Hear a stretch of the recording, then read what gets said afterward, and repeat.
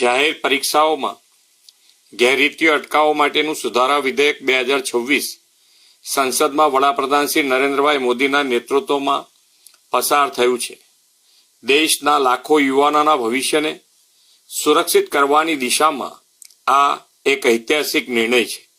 વડાપ્રધાનશ્રીએ સ્પષ્ટ શબ્દોમાં કહ્યું છે કે યુવાનોના ભવિષ્ય સાથે કોઈ પણ પ્રકારનું સમાધાન કરવામાં આવશે નહીં.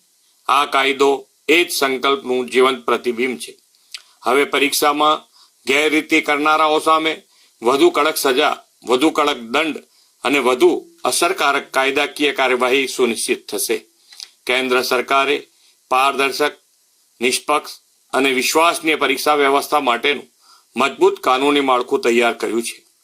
પેપર લીક, પરીક્ષા કૌભાંડ અને અન્ય ગેરરીતિઓ સામે હવે ઝડપી તપાસ, ફાસ્ટ ટ્રેક કોર્ટ, ખાસ સરકારી વકીલો, ટેકનોલોજી આધારિત સુરક્ષા અને પરીક્ષા પ્રક્રિયામાં જોડાયેલા તમામની સ્પષ્ટ જવાબદારી સહિતની જોગવાઈઓથી પરીક્ષાની વિશ્વસનીયતા વધુ મજબૂત બનશે. પરીક્ષા એજન્સીઓની કાર્ય પદ્ધતિ, ટેકનિકલ સિક્યોરિટી, ડિજિટલ સર્વેલન્સ અને એક્ઝામ મેનેજમેન્ટને આધુનિક બનાવવા માટે એક ઉચ્ચ સ્તરીય સુધારા માળખાની રચના પણ કરવામાં આવી છે.